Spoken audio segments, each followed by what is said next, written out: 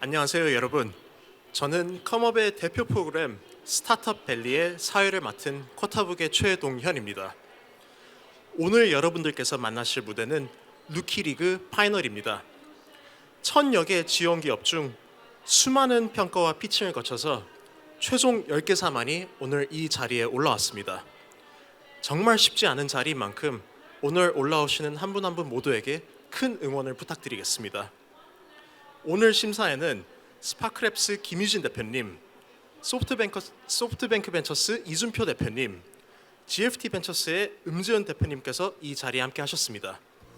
파이널 무대이니만큼 그에 걸맞는 멋진 분들을 모셔보았는데요. 귀한 시간을 내주신 세 분께 감사의 인사를 전하며 첫 번째 라운드를 시작하도록 하겠습니다. 첫 번째 순서는 올마이 투어의 무대입니다. 준비가 되셨으면 발표 시작해 주시면 됩니다. 네, 안녕하세요. OTA를 혁신하고 있는 올마이토의 대표 서윤규입니다. 반갑습니다. 네. 저희는 코로나로 여행이란 단어가 사라진 바로 그 시기에 숙소 예약 OTA 플랫폼을 런칭했습니다. 모두가 미쳤다고 했습니다. 그리고 2년이 지난 지금 누적 매출액 200억 원, 누적 예약 28만 건을 달성했습니다. 이것이 가능했던 이유에 대해서 지금부터 말씀드리겠습니다. 온라인 트래블 에이전시, OTA란 숙소, 항공권, 액티비티 등 여행 상품을 온라인으로 판매하는 중개 서비스를 의미합니다. 대표적으로 여러분들이 잘 아시는 부킹닷컴, 트립닷컴, 익스피디아 등이 있죠. 그리고 이 OTA 전체 시장의 97%를 지금 보고 계시는 4개 글로벌 OTA가 독식하고 있습니다. 이 시장에서 야놀자, 여기어때, 인터파크 등 국내 OTA 시장 점유율을 다 합쳐도 0.5%가 되지 않습니다. 엔데믹으로 19년 대비 70% 여행 시장의 고성장이 예상되지만 아직까지도 기존 전통 OTA들은 지난 20년간의 예약 방식과 수익 구조를 전혀 변함이 없이 유지하고 있습니다. 여러분들이 지금 보고 계시는 화면은 서울 한 5성급 호텔의 최저가 가격 비교입니다. 여러분들은 여기서 무엇이 최저가인지 바로 발견하셨나요? 네, 아마 어려우실 겁니다. 이렇게 가격이 비슷한 이유는 기본적으로 기존 OTA들은 동일한 원가로 숙소를 연동하고 마진컷과 마케팅을 통해 출혈 경쟁하고 있기 때문입니다. 여행자들은 비슷한 가격 중에서 마진컷이 가장 큰 가격을 찾기 위해 지난 20년간 긴 시간을 낭비해 왔습니다.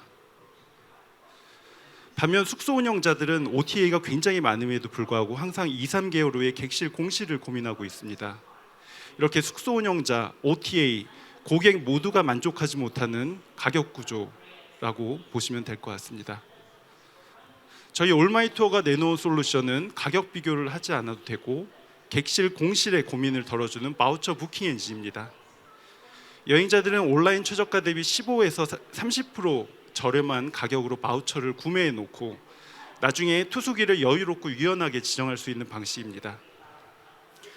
이제 숙소도 쿠팡에서 물건 주문하듯이 간편하게 주문할 수 있습니다. 숙소 확인부터 주문 완료까지 1분이 걸리지가 않습니다. 그리고 투숙일은 나중에 여유롭게 지정하실 수가 있습니다. 이렇게 숙소를 예약할 때 날짜부터 확정해야 된다는 심리적 장벽, 그리고 가격 비교의 고통을 없앤 결과 저희 바우처 부킹 엔진의 예약 전환율은 기존 부킹 방식의 약 6배에 이르고 있습니다. 지난 2년간 저희는 호텔과 500회의 프로모션을 진행하며 PMF를 검증해 왔습니다. 그 결과 국내 주요 프리미엄 호텔들의 주요 판매 채널로 정착했고 그들과의 시스템도 통합했습니다. 그리고 카카오, 쓱닷컴 등 부킹 엔진이 없는 이커머스에 저희의 부킹 엔진을 공급하여 진입장벽을 만들어 왔습니다. 저희는 팬데믹에도 불구하고 적은 마케팅 비용으로 성장해 왔습니다. 올해 매출 예상액은 130억으로 전년비 100% 성장이 기대되고 누적 회원수 25만 명을 달성했습니다. 그리고 무엇보다 경쟁이 치열한 OTA 시장에서 1,200원대의 매우 낮은 CAC를 유지하고 있습니다. 기존의 국내 주요 OTA들은 모텔과 가성비 숙소를 선호하는 20세에서 35세 미혼 남성을 중심으로 성장해 왔습니다. 하지만 저희는 수도권에 거주하는 30, 40대 여성을 명확하게 타겟팅해 왔습니다. 이들은 주요 국내외 프리미엄 숙소를 선호하시는 고객군이시고요. 이들의 이 시장은 기본적으로 아고다와 부킹닷컴이 독식하고 있는 시장입니다. 저희의 명확한 타겟팅을 통해 연봉 8천만 원 이상의 고소득자 비율, 그리고 30, 40대 여성 비율, 재구매율이 가장 높은 OTA로 차별화할 수 있었습니다. 저희가 지금까지 검증해온 PMF와 데이터를 기반으로 5조 원의 국내 OTA 시장, 더 나아가 1,400조의 글로벌 OTA 시장 전략에 대해서 지금부터 말씀드리겠습니다. 지난 9월 22일 저희는 세계 최초로 월 1,900원, 연 19,000원의 구독료로 전 세계 20만 개 프리미엄 숙소를 원가로 예약할 수 있는 원가 예약 구독제를 런칭했습니다. 저희는 이것을 이름을 어썸 멤버십이라고 지었습니다. 여러분 혹시 20년 동안 여러분들이 가장 많이 속고 계셨던 여행업계의 가장 큰 거짓말이 세금과 봉사료라는 사실 알고 계셨나요? 세금과 봉사료는 보통 결제 직전에 가격이 추가되는 경우가 많은데 사실 이 금액은 국가에 내는 세금도 아니고 호텔에 내는 어떠한 추가 요금도 아닙니다. 20만 원 숙소를 예약했을 때 최대 4만 원이 넘는 세금 및 봉사료는 사실은 플랫폼 수수료를 의미합니다. 저희 어썸 멤버십 회원에게는 월 구독료 혹은 연 구독료만 내면은 기존의 숙소 공급가로 예약하실 수 있는 어썸 멤버십이라고 보시면 될 것 같습니다. 저희가 런칭 이후에 데이터를 계속 분석하면서 기존 구독 회원들의 락인 효과 그리고 마케팅 비용 절감 효과를 저희가 뚜렷하게 확인하고 있고 다음 달 12월부터 BEP를 넘을 것으로 예상하고 있습니다. 저희는 구독제의 더 빠른 확산을 위해서 현재 전 세계 숙소 공급망을 공격적으로 확장하고 있습니다. 글로벌 파트너와의 API 연동을 통해 내년까지 전 세계 숙소 250만 개, 국내에서 가장 많은 숙소 수를 보유할 계획을 가지고 있습니다.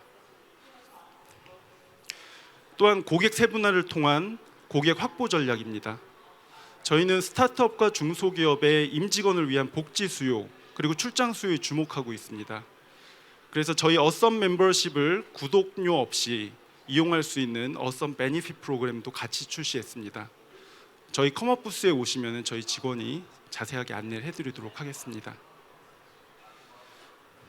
글로벌 GTM 관련해서는 태블러라는 글로벌 여행 메신저를 6개월 전에 출시했고 관심 지역 혹은 관심 취향에 따라 그룹챗에서 여행자들이 서로 정보를 자유롭게 공유할 수 있는 커뮤니티 메신저를 출시를 했습니다. 현재 주한 외국인과 동남아 유저를 대상으로 바이럴이 일어나고 있고요. 내년부터 저희의 다국어가 가능한 부킹 엔진을 연동해서 글로벌 점유율을 확장해 나갈 계획입니다. 네, 저희의 목표는 코스트코 멤버십 같은 가격 파괴 전략을 통해 빠르게 성장해서 5년 후에 이익률이 가장 높은 OTA로 성장하는 것입니다. 그래서 저희 2027년 목표는 글로벌 레벨에서 1%의 시장 점유율을 가져가고 뉴욕 시장에 상장하는 것이 저희의 계획입니다. 저희는 현재 경력 15년 이상의 핵심 멤버와 함께하고 있습니다. 저는 13년 동안 대한항공에서 글로벌 마케팅과 사업 전략을 담당했었고 공동 창업자 정현일 대표는 글로벌 인바운드 여행사 탑3 여행사에서 20년간 근무하면서 풍부한 네트워크와 인적 네트워크를 보유하고 있습니다. 또한 현재 저희는 여행 IT 분야 고급 개발자 10명과 함께하고 있습니다. 네, 다시 말씀드리지만 저희의 비전은 2027년 전 세계 인구 1%가 사용하는 글로벌 OTA가 되는 것입니다. 지금까지 여행 산업을 혁신하고 있는 올마이토였습니다. 감사합니다. 네, 감사합니다. 멋진 발표 잘 들었습니다. 이어서 심사위원분들과의 질의응답을 진행하겠습니다. 심사위원분들께서는 10분 내로 좋은 질문 많이 부탁드리겠습니다. 예, 저 프레젠테이션 잘 들었습니다. 그 대표님 백그라운드도 잘 이해가 되고 제가 궁금한 게 두 가지가 있는데요. 네. 일단은 이 바우처 방식으로 하게 되면 그 블랙아웃 데이시나 제한이 있는지 네, 이제 그게 하나 궁금하고, 네, 그다음에 두 번째는 이게 실제로 모델이 활성화가 된다고 했을 때 특히 해외 진출을 하게 되면 외국의 대형 OTA들도 모델을 똑같이 할 수 있지 않을까라는 네, 어떤 그 디펜시빌리티에 대한 걱정이 좀 되는데 네. 어떻게 생각을 하시는지요? 첫 번째, 두 번째 질문을 사실 저희가 2년 동안 굉장히 많이 받아왔던 질문입니다. 그래서 바우처 부킹 엔진을 저희가 선매입하는 구조가 아니고 매일 일정 수의 객실을 보장받는 방식이고, 물론 특수 요일이나 아니면 주말 같은 경우에는 더 빨리 나가서 매진이 되는 경우가 있습니다. 그래서 나중에 투숙일을 지정하는 방식이지만은 분명히 인기일은 먼저 좀 차는 그런 경향이 있다는 것을 먼저 말씀을 드리고 싶고요. 두 번째로 바우처 부킹 엔진의 그런 카피 가능성에 대해서는 저희도 2년 동안 계속 그런 질문을 받으면서 고민해왔고, 그래서 저희가 결국 해왔던 것은 국내 5성급 숙소들이랑 PMS, CMS라는 시스템을 계속 연동 작업을 해왔습니다. 그래서 그렇게 연동을 해서 전환 비용을 높여왔기 때문에 저희가 그런 걸 대비해서 계속 진입 장벽과 전환 비용을 높여왔고, 저희가 2년이 지난 지금은 오히려 그런 우려와는 다르게 저희가 그렇게 바우처 부킹 엔진 통해 많은 부킹을 만들어내면서 저희의 가격 경쟁력은 더 높아지고, 오히려 트립닷컴이나 야놀자 클라우드에서 저희의 상품을 달라고 요청하는 그런 상황이 됐습니다. 그래서 그런 부분들은 저희도 계속 준비를 해왔고, 하지만 아직까지 그런 우려하는 상황은 나타나지 않고 있습니다. 네, 발표 잘 들었습니다. 네. 자, 너무 재밌게 들었고요. 이 플랫폼 수수료도 계속 경쟁으로 인해서 줄어들고 마진율이 내려갈 수도 있을 것 같은데, 중장기적으로는 계속 지금 이런 바우처 모델을 통한 성장만 생각을 하고 계신 건지, 아니면 뭔가 좀 다른 그로스 전략이 있으신지 궁금하네요. 네, 바우처 모델은 저희가 지난 2년 동안 성장해온 상당 동력이라고 보시는 게 더 맞을 것 같고요. 바우처 부킹 엔진으로 전 세계 모든 숙소를 다 커버할 수가 없습니다. 그래서 저희가 내놓은 전략은 전 세계 숙소를 원가로 예약할 수 있는 이제 구독제 모델을 저희가 도입을 했고, 결국 월 1,900원, 연 19,000원이 절대 많은 금액은 아니지만은 저희가 5만 명 이상 모였을 때 다른 비즈니스가 없었더라도 저희의 BEP가 나올 수 있는 모델이기 때문에, 저희가 원하는 것은 더 이상 뭐 네이버 호텔, 호텔스 컴바인 이런 데서 계속 가격 비교를 하지 않고 저희 플랫폼을 통해서 월 구독료 혹은 연 구독료만 내면은 계속적으로 반복 구매할 수 있는 그 숙소 예약의 습관을 바꿔보자 하는 게 저희의 목적이고, 최종적으로 글로벌에서도 저희의 그 최종 골이라고 할 수 있을 것 같습니다. 네, 발표 잘 들었습니다. 저는 두 가지 질문 있는데요. 하나는 호텔 방들이 이제 인벤토리가 픽스돼 있잖아요. 그러면 저희가 그쪽에 CMS하고 PMS 연동을 해야 실시간으로 그 정보가 오픈되는 건가요? 아니면 우리가 미리 뭐 어느 정도 확보를 해야 되는 상황인가요? CMS, PMS랑 연동한 경우에도 저희가 데일리 5객실, 10객실 이렇게 보장을 받습니다. 그 최저가 금액으로. 그래서 저희가 별도의 부담 없이 그 보장받은 물량에 대해서 저희가 확보해 놓은 거라고 보시면 될 것 같고, 다만 저희가 선 지불을 하는 게 아니기 때문에 현금적으로 지불은 고객이 체크인 하실 때 저희가 지불하는 방식이라고 하시면 될 것 같습니다. 그 두 번째 질문은 이제 저희 비즈니스 모델인데요. 이제 바우처 모델을 있고, 그다음에 저희도 바우처 모델 이외에 그런 마진을 붙여서 그런 원가에도 판매도 하는 건가요? 아니면 또 다른 어떤 레비뉴 메소드가 있는 건가요? 바우처 모델과 원가 구독제는 좀 별개의 모델이라고 봐주시면 될 것 같고, 바우처 모델은 2, 3개월의 얼리버드 수요를 숙소에서 빠르게 공실을 채워줄 수 있는 어떻게 보면 프로모션 부킹 엔진이라고 볼 수 있고, 말씀드렸듯이 그 바우처 부킹 엔진으로 전 세계 모든 숙소를 커버할 수는 없습니다. 그래서 저희의 원가 구독제는 전 세계 모든 숙소를 10에서 20% 되는 플랫폼 수수료가 제외된 금액으로 예약하실 수 있게 하는 모델이라고 보시면 될 것 같습니다. 네. 시간이 좀 있으니까 질문 하나 더 드리겠습니다. 네. 그 대한항공 계실 때 이제 궁금한 거는 그 사실 이 모델이 예전에 이제 저가 항공권 네. 구멸 모델하고 비슷하게 느껴지거든요. 그 모델에서 착안을 해서 적용하신지가 궁금한 게 하나고, 그다음에 실제로 이게 마진이 얼마나 되는지, 그리고 방금 이제 제피 대표가 궁금한 것처럼 이게 유지가 될지가 사실은 궁금합니다. 첫 번째 대한항공 말씀부터 드리면은 저가항공에서 어떤 그 예를 들어 연간 이용권을 하는 것은 전체 판매가를 설정을 해놓고 뭐 50회라든가 100회 이용할 수 있는 금액이고, 저희는 실제로 월 구독료, 연 구독료를 내도 실제 숙소를 예약할 때는 결제를 별도로 해야 되는 시스템입니다. 그게 제 질문이 아니고요. 아, 네, 이 저가 항공사에서 제가 이해하기로는 네, 이제 일정 물량 구입을 확보를 해서 공급가를 낮추었기 때문에 저가 항공권을 소비자들한테 줄 수 있는 모델로 이해를 했거든요. 그거는 아닌가요? 결국은 대량 구매로? 제가 바우처로 이해를 하겠습니다. 네네. 네, 바우처 같은 경우에는 그러니까 죄송합니다. 차관의 측면은 항공권이나 숙소나 동일합니다. 그러니까 시간이 지나면은 그 가치가 소멸되는 제약이기 때문에 항공사든 숙소든 얼리버드의 형식으로 대량으로 판매를 하고, 기존의 그런 어떤 ADR이라고 하는 평균 수입을 만들어 놓으면은 항공사나 숙소는 그 출발일 혹은 투숙일이 가까워질수록 점점 마진업을 하면서 수익을 올려가는 전략을 하고 있는데, 죄송합니다. 제가 말이 길었지만은 그 부분에서 착안을 한 게 맞습니다. 네. 그리고 두 번째 질문을 제가 네. 원가 구독제 마진에 대해서 말씀을 드리면은 일단은 말씀드렸듯이 모든 OTA에서 보이는 숙소의 가격은 다 동일합니다. 기본적으로. 그래서 저희는 거기서 플랫폼 수수료 10%에서 20%를 면제시켰기 때문에 그 정도 저렴해서 저희는 그 부분에 대해서는 마진이 발생하지 않고 구독료 마진만 발생합니다. 다만 어썸 멤버십 같은 경우에는 시크릿으로 저희가 보여줄 수 있는 B2B 가격이 또 있습니다. 마치 예를 들자면은 LG 폐쇄몰 같은 거를 예를 들 수 있겠는데, 뭐 특정 기업의 직원에게 LG TV를 굉장히 저렴하게 살 수 있다.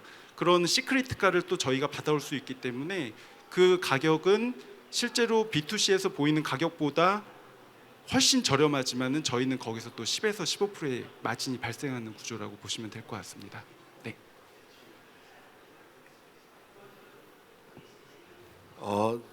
제가 그 궁금한 거 하나가 이제 우리 그 타격 고객과 이제 초기 전략인데요.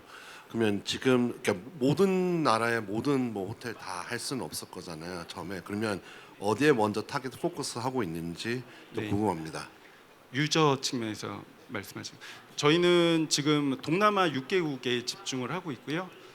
동남아 시장이 저희도 지난달에 제가 이제 싱가포르만 두 번, 쿠알라룸푸르도 2번 갔다 왔는데 동남아가 기본적으로 지금 연소득이 3,000불 이상이 들어가면서 저희가 한국이 20년 전 혹은 중국이 10년 전에 시작됐던 긴 10년간의 그 골든 에이지가 시작이 된 상태입니다. 그래서 구매력이 굉장히 높아져 있기 때문에 저희가 빠르게 요 구독 모델과 저희 부킹 엔진을 태블러를 통해서 동남아 6개국에 GTM을 할 계획을 가지고 있습니다. 네.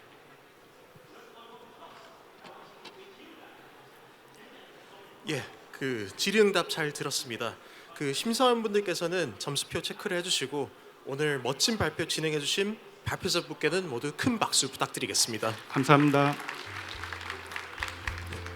두 번째 순서는 스탠뎀의 무대입니다. 발표자분께서는 무대 위로 올라와 주시길 바랍니다.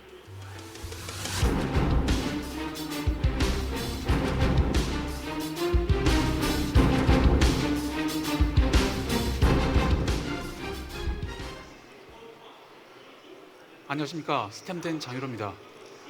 여러분, 치아도 뼈처럼 재생이 된다는 사실 아십니까? 팔에뼈는 부러지면은 깁스하고 3개월, 6개월 뒤에 재생되어서 건강한 팔에뼈를 평생 사용할 수 있지만은 치아는 문제가 생기면은 갈아내고 바이오 시멘트, 레진 등으로 메워서 마치 평생 깁스를 하고 사는 것 같은 불합리한 치료를 하고 있습니다. 그리고 평생 가지도 않고 약 10년, 20년 뒤에 매운 부분 아래에 문제가 생겨서 추가 치료, 치료가 필요하고 염증이 진행되어서 발치 임플란트로도 이어지는데 이는 마치 팔이 부러졌을 때 깁스를 10년간 하다가 염증 때문에 팔을 잘라내고 의술을 하는 것 같은 불합리한 치료를 하고 있습니다. 스템대는 구강조직 혁신 신약, 구강 조직을 재생해주는 혁신 신약을 개발한 바이오 스타트업이고 저희는 신경치료가 필요한 충치를 상아질 재생으로 건강한 자연치로 되돌려주는 신약을 개발하고 있습니다. 인구의 절반이 한국을 포함해서 충치 질환으로, 치과 질환으로 고통을 받고 있고 경제적으로 굉장히 중요한 위치를 차지하는 것이 우리나라 보건 비용 지출 1위가 치주 질환이고 4위가 충치입니다. 오늘은 충치에 대해서 말씀드리겠는데 충치가 진행되면 또 치주 질환으로 발전하게 됩니다. 보시다시피 골수와 같이 치아 안에 치수가 있는데 이 치수가 노출되는 충치의 경우 추가 염증의 진행이 우려되어서 신경치료를 합니다. 말이 신경치료지 신경을 제거해버리는 것이죠. 치수를 포함한 연조직 살아있는 조직을 제거해서 죽이고 빈 껍데기에 바이오시멘트를 채워서 죽은 치아를 보존하게 되는데 이렇게 되면은 주변 인대 조직이 약해지고 염증이 생기고 치주염 그리고 발치 임플란트로 이어지게 됩니다. 이런 보존 치료를 받게 되면은 일단 본인 자신의 자연 치아를 오랫동안 사용할 수가 없고 10년, 20년 뒤에는 결국에는 이 인공물로 대체가 되는데 이 치료는 자연적으로 재생 가능한 치아의 치유 과정을 억제를 하는 부자연스러운 치료 방법이며 그리고 이후 시술 식립되는 인공 재료에 의한 불편함, 사용 제약이 있고 그리고 이렇게 보존 치료를 받으면 연간 유지 보수 비용이 약 50만 원 정도 든다는 통계가 있습니다. 스템덴에서는 이렇게 치수가 노출된 충치의 경우 안에 줄기세포를 활성화시키는 약물을 콜라겐 스펀지에 탑재해서 넣어주면은 상아질이 재생되어 건강한 자연치아로 회복되어서 평생 본인의 건강한 자연치아를 사용할 수 있는 조직 재생 제품을 개발하고 있습니다. 저희 솔루션은 자연치유 과정을 촉진하고 건강한 본인의 자연 조직이 재생이 되어서 영구적인 치료가 되고 유지 관리 보수 비용이 안 드는다는 장점이 있습니다. 저희 기술의 핵심은 치아 내부에 있는 줄기세포를 활성화시키는 스몰 몰리큘 컴파운드 P인데 치수 줄기세포에 이 컴파운드 P를 처리하게 그러면은 줄기세포의 모양이 상아지를 만들어주는 상아질 모세포로 급격하게 변하게 됩니다. 긴 꼬리를 가진 세포로 변하게 되는데 상아질 형성 능력도 높아져서 생쥐의 어금니에 시험을 했을 때 상아질 재생이 잘 되었고 사람의 치아를 갈라서 치수를 꺼낸 다음에 저희 약물을 처리하게 되면은 치수 주위로 우윳빛 미네랄이 많이 형성되어서 앞으로 사람을 대상으로 하는 임상시험 시험에서 좋은 결과가 나올 것이다 라는 예측을 할 수가 있습니다. 왼쪽 아래에 저희 시작품이 있는데 FDA 그레이드 콜라겐 스펀지입니다. 여기에 저희 스몰 몰리큘 컴파운드 B를 탑재를 해서 미니피그에 시험을 해보면은 GI 필링으로 보이는 부분에 있는 그림은 위에 하얀색이 지금 쓰고 있는 전통적인 치과 충전제 GI인데 GI만 쓰게 되면은 빨간색 동그라미 아래쪽으로 보시듯이 염증이 타고 내려가서 뿌리 부분이 상한 것을 볼 수가 있습니다. 그리고 가운데 콜라겐 스펀지 그룹을 보게 되면은 빨간색 동그라미에 검은색 음영 이 콜라겐 스펀지인데 3개월 동안 계속 콜라겐 스펀지로 남아 있는 것을 볼 수가 있습니다.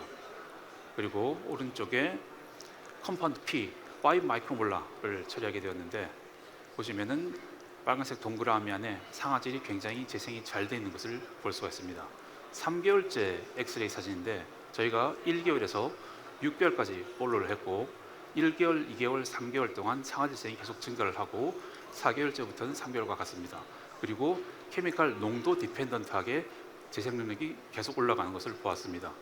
그 아래쪽에 보시면 이 컴파운드 P는 혈중으로 용출되지 않아서 부작용이 있더라도 치아 내부에서의 국소적인 부작용만 걱정하면 되겠고 현재 히스톨로지 결과 큰 문제는 없어 보입니다. 사람의 줄기세포, 사람의 치수에서 큰 부작용이 없었고, 그리고 컴파운드 P는 항암제 계열로 개발하던 그룹의 스몰 몰리큘 중에 하나여서 종양 독성도 없으리라고 예상이 됩니다.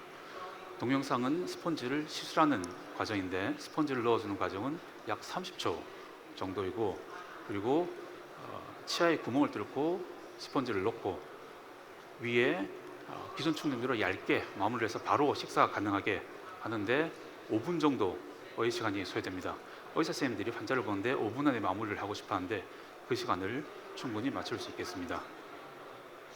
CT 사진을 보시면은 파란색으로 표시된 것이 넣어준 콜라겐인데 70%의 볼륨이 상아질로 재생되었고, 자연 상아질이 경도가 1점인데 재생된 상아질 경도는 0.9 정도에서 경도도 75%로 매치가 되어서 이 파란색 역을 처음부터 실험 분을 표시가 하지 않으면은 재생된 곳이 어느 곳인지 확인할 수 없을 정도로 3개월째 개생이 굉장히 잘 되어 있습니다. 그리고 시술에 참여하셨던 임상 교수님들이 세상을 바꾸는 혁신적인 제품이 될 것이라고 예상을 해주셨습니다.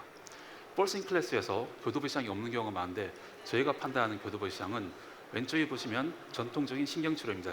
치수를 다 긁어내고 치아를 죽인 다음에 보존하는 경우인데, 현재 남아있는 치수를 보존하기 위해서 치수를 다 긁어내지 않고 반쯤 긁어낸 다음에 위에 바이오 시멘트로 덮어줍니다. 캐핑이라고 하는데, 그렇게 되면 반은 살아있고 반은 죽은 치아가 되어서 그래도 살아있는 치아, 어느 정도 생명 있는 치아를 보존할 수 있기 때문에 젊은 의사들 사이에서 굉장히 선호되는 시술 방법인데, 이 시멘트 시공이기 때문에 까다롭고 시간이 좀 오래 걸리는 측면이 있습니다. 그리고 역시 인공재료에서 평생 가지는 못하지만은 이 캐핑 머티리얼 시장에 저희 제품이 들어가게 되면은 해당되는 부분을 재생해서 건강한 치아로 돌려줄 수가 있고, 이 시장은 작게는 2천억 원, 그리고 평균 2조 원 정도로 예상이 되고, 미국 시장의 점유율이가 덴츠팔레이션이라 했는데 약 10%, 3M이 8%, 3위로 가면 콜틴이 2%로 크게 들어서 현재 시장에 절대 강자가 없기 때문에 저희가 출시해서 충분히 경쟁이 가능하다고 보고 있습니다.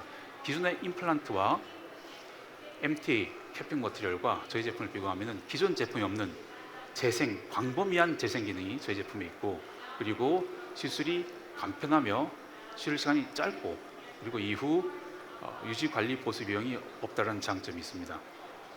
2천억 원에서 2조 원에 해당하는 교두부 시장에 진입한 이후 24조 원, 50조에 해당하는 치과 재료, 골 재료 시장으로 시장 확대를, 시장 점유율을 높여갈 계획입니다. 현재 약 30억 원 정도의 가재비가 있고, 그리고 프레이 라운드 20억 원을 추진하고 있는데, 이 비용으로 미니피그 등 전임상 중대 동물 실험을 더 많이 해서 임상 진입에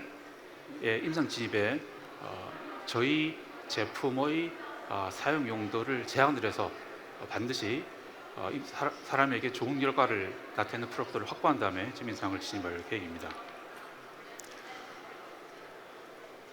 보여드린 스펀지 제품이 상아질 재생에서 굉장히 높은 유효성을 나타내는 것을 미니픽에서 보여드렸는데, 치조골 재생에도 효과가 있습니다. 임플란트 시술하기 위해서는 이제 치조골이 재생이 되는데 거기도 효과가 있다는 논문이 지난달에 출판이 되었고, 그리고 인체 경조직 이비인후과의 중기염 수술 뒤 골 재생 부분에도 관련이 있지 않을까라고 지금 시험을 하고 있고, 치유인대 재생도 계획을 하고 있습니다. 저희는 21년도에 한국 법인을 시작했고 22년도에 플리바에서 현재 미국 법인을 본사로 운영하고 글로벌 오퍼레이션을 진행 중입니다. 장관상 2번, 시장사 1번 등의 다양한 수상 경력이 있습니다. 그리고 지난달에는 대만에서 이노테크 엑스포에서 금메달과 특별상을 수상하기도 했습니다. 미국에서 신약 보호물질이 한국으로 와서 치과 응용을 확정을 하고, 그리고 치과 임상 교수님들과 함께 미국 FDA 한국 시약처 승인을 위해서 노력하고 있습니다. 콜라겐 스펀지를 FDA 기준에 제공해주는 파트너 회사가 ST1이 있고, 저는 줄기세포를 전공했고, CTO 선진 박사도 줄기세포 연구를 했고, T 교수님은 신약 개발 전문가입니다. 패러다임을 바꾸는, 치과 산업의 패러다임을 바꾸는 회사로 성장했습니다. 감사합니다.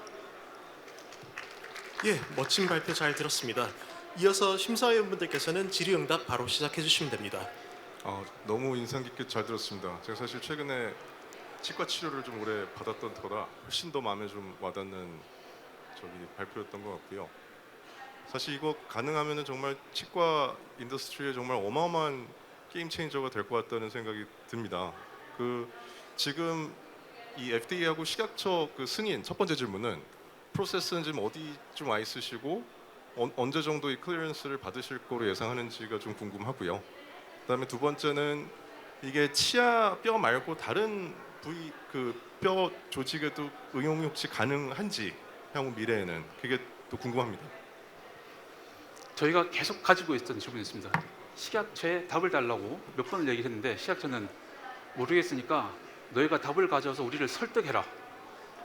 그래서 계속 질의응답을 하다가 지쳐서 FDA를 찾아갔습니다. 지난주에 NIH에 있는 한인생명과학 미팅에 가서 NIH 직원들 그리고 NITCR 덴탈 크레니오페이셜 관계자분들을 만나고 FDA 직원분 3분을 만나서 답을 얻었습니다.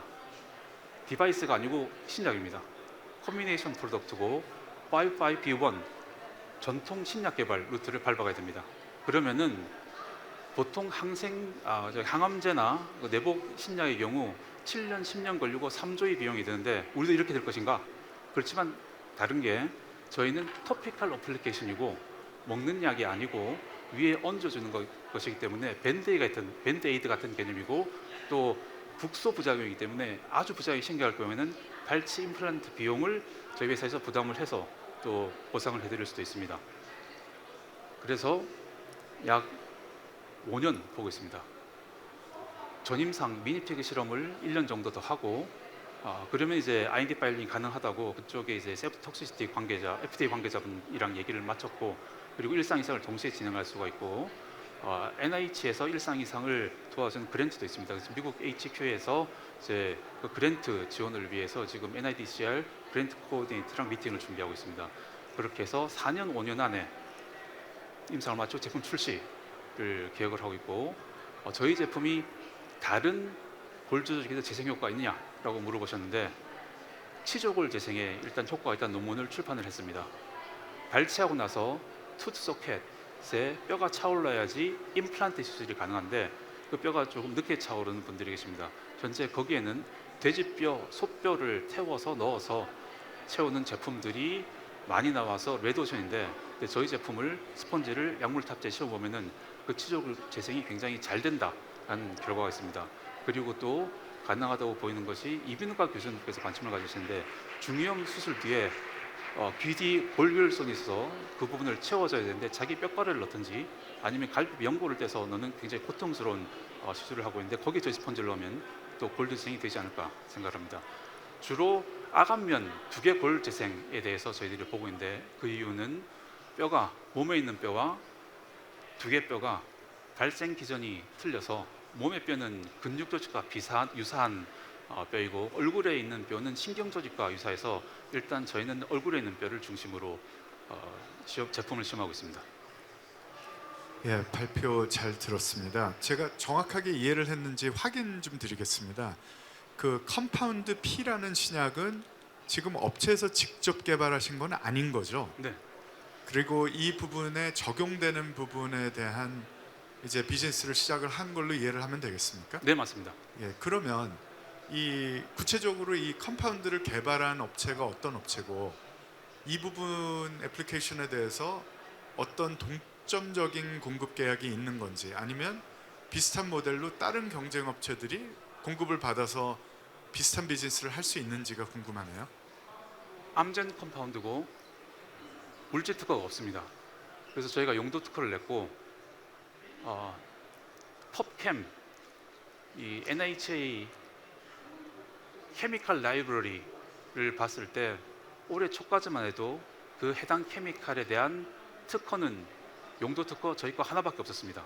그리고 3월쯤 돼서 덴드리틱 셀을 모듈레이션 하는 특허가 코넬에서 하나 더 나온 게 있고 현재 그 케미칼 관련된 특허는 2개 정도밖에 없는데 저희가 구강 조직 재생으로 클레임을 불안하게 잡아서 한국에는 등록이 됐고 미국에는 출원한 다음에 지금 한정 조명 받아서 다시 심사 중입니다. 그리고 경쟁사가 충분히 나올 수가 있습니다. 그래서 저희가 특허를 강화하는 전략이 굉장히 필요합니다.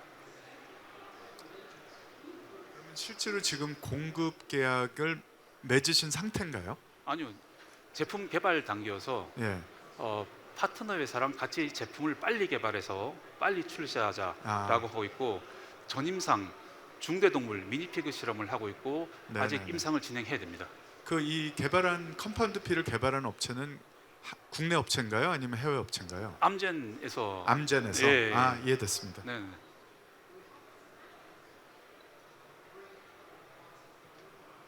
그러니까 만약에 저희가 규제 당국에서 FDA든 승인을 받으면 그 용도로 인해서 그 용도를 목적으로 이 컴파운드를 쓰는 거에 대한 승인을 받게 되시는 거잖아요. 네, 네. 그러면은 다른 경쟁 업체들이 나왔을 때 그런 선 FDA 뭐 승인이 있다 그러면 더 쉽게 따라올 수도 있다고 봐야 될까요? 그럴 수 있겠죠. 저희 이 컴파운드 P랑 유사하든지 아니면 더 유효성이 높은 모드 오브 액션을 가진 클래식 케미칼을 가지고 물질 전 특허를 확보를 해서 경쟁사로 나와서 빠르게 따라올 수도 있습니다. 근데 저희 목표는 치과 치료의 패러다임을 바꾸는 것입니다. 현재 리플레이스먼트인데 리제너레이션으로 바꾸는 것이죠. 저희 혼자 할 수 없을 수도 있고 경쟁사가 필요할 수도 있고 정부 관계 당국과 협조를 해야 되고 다국적인 노력이 필요할 수 있습니다. 경쟁사 생기면 오히려 좋겠습니다. 시간이 조금 남아서 질의응답 추가적으로 혹시 있으시다면 부탁드리겠습니다. 사실은 제가 궁금했던 질문을 많이 했는데요. 그러면 저희가 그 컴파운드 P는 원가 한 얼마 정도 받을 수 있는 건가요? 그래서 이 케미칼이기 때문에 이 다양한 방법을 합성할 수 있고, 최근에는 저희가 원가를 한 30% 절감시킨 합성 방법도 새로 개발하기도 했는데, 대량 생산하면 많이 낮출 수가 있죠. 감격도 원가가 얼마 안 되지 않습니까? 그런데 이제 가격을 조정할 필요가 있는데, 레드오션에 들어가게 되면 가격을 아주 많이 낮춰야 될 수도 있고, 근데 상하절 재생은 지금 블루오션인데 보면은 보존 치료를 받고 나면은 연간 유지 관리 보수 비용을 약 50만 원 정도 쓴다는 통계가 있습니다. 의사 선생님 50만 원을 벌기 위해서 환자를 5번 6번 불러가지고 보고 이제 1년에 50만 원을 벌게 되는데, 저희 제품을 사용하게 되면은 한 번 치료 볼록 한 번 해서 2번 정도에 50만 원을 벌게 되면은 환자를 3배 정도 더 벌 수가 있고, 환자는 병원을 덜 가도 되니까 좋고, 그리고 최종 결과물이 인공물질 대체가 아닌 자신의 건강한 치아가 회복되는 것이니까 정말 좋은 걸겠죠. 그래서 환자, 의사 두 가지 소비자 그룹을 다 만족시킬 수 있는 가격을 책정할 수가 있습니다. 근데 지금 말씀하신 거라 그러면 실제로 치과 의사들 입장에서는 이 고객 치료를 하고 나서 그 고객이 이제 나중에 임플란트 이상이 생겼을 때 또 다시 찾아오는 거를 막는 거잖아요. 그러면 그런 부분에 대해서 도입을 선호를 할까요? 그러니까 의사 선생님은 이제 수입 올라니까 좋겠지만 임플란트 회사는 싫어할 수 있죠. 기존의 치과 재료 회사들이 싫어할 수 있습니다. 근데 테슬라 전에 프리우스가 있었고 임플란트 전에 틀레가 있었듯이 소비자가 원하면 시장은 변할 거라고 생각합니다. 예, 굉장히 수준 높은 질의응답들이 오갔던 것 같습니다. 심사분들께서는 점수표 체크를 해주시고 오늘 멋진 발표 진행해주신 발표자분께는 모두 큰 박수 한번 부탁드리겠습니다. 예, 다음 세 번째 순서는 별 따러 가자의 무대입니다. 발표자분께서는 무대 위로 올라와 주시길 바랍니다. 예, 준비가 되시는 대로 바로 발표 시작해 주시면 됩니다. 안녕하세요. 저는 별 따러 가자의 박추진입니다. 반갑습니다. 저는 오늘 저희 회사의 서비스인 라이더로그를 소개하러 왔습니다. 라이더로그는 모빌리티 안전을 관리하면서 이때 얻어지는 데이터로 다양한 편의 서비스를 제공하는 그런 서비스입니다. 저희는 여러 모빌리티 중에 안전 관리가 가장 시급하다고 생각하는 두 발 달린 이런 이륜 모빌리티에 먼저 집중을 했어요. 오토바이, 그리고 뭐 전동 킥보드, 그리고 자전거, 이런 문제는 되게 오래된 이런 안전에 대한, 그리고 사고, 그리고 사망에 대한 문제는 굉장히 오래된 문제지만 아직까지 이렇게 뾰족한 이런 해결책이 없는 상황이었습니다. 이런 문제는 개인의 문제이기도 하지만 이런 모빌리티를 갖고 있는 플릿 컴퍼니의 회사의 문제이기도 하고 글로벌한 이제 이슈가 되기도 합니다. 그렇기 때문에 저희는 이제 지속 가능한 미래를 위해서 이런 문제는 좀 풀어야 되지 않을까 생각해서 이런 문제를 저희가 한번 해결해 보고자 했습니다. 이런 사고와 사망의 문제를 해결하기 위해서 저희는 이제 하인리 법칙에 대해서 공부를 했고 이를 통해서 한번 예방해 보고자 하는 그런 시도를 하게 되었습니다. 이러한 메이저 인저리까지 사망과 큰 중상과 같은 메이저 인저리까지 가기 전에 굉장히 많은 마이너 인저리 그리고 사고가 날 뻔한 상황 그리고 위험한 행동들 이런 징후들이 굉장히 많이 발생이 되게 되는데 저희는 이런 징후의 데이터까지 수집을 해서 이런 징후의 데이터를 바탕으로 메이저 인저리가 발생하기까지의 확률과 사고를 유발시키는 각자의 요인들을 계산할 수 있을 것으로 생각을 했고 이를 저희 서비스로 만들어 보고자 했습니다. 그리고 두 번째로는 내가 아무리 잘해도 사고는 발생할 수 있기 마련입니다. 그렇기 때문에 사고가 발생되었을 때는 빨리 그 사람을 구할 수 있는 그런 시스템이 필요하다고 생각했기 때문에 이러한 시스템을 저희 솔루션으로 만들어 보고 싶었습니다. 저희 이때 사용되는 기술은 이제 보통은 이렇게 모빌리티를 관리할 때 대부분 쓰는 기술은 GPS입니다. 저희도 뭐 GPS는 사용을 하고요. 하지만 GPS의 좀 아쉬운 점이 그 자리에서 어떤 행동들이 발생되는지를 좀 모른다는 게 이제 문제가 됩니다. 그러다 보니까 이제 많은 회사들이 이제 AI와 뭐 비전 센서, 뭐 카메라라든지 레이더 이런 것을 결합해서 이제 온보딩 컴퓨터를 사용해서 어떤 일이 발생됐는지를 이제 계산하고 확인하는 그런 시스템을 많이들 구축을 하셨습니다.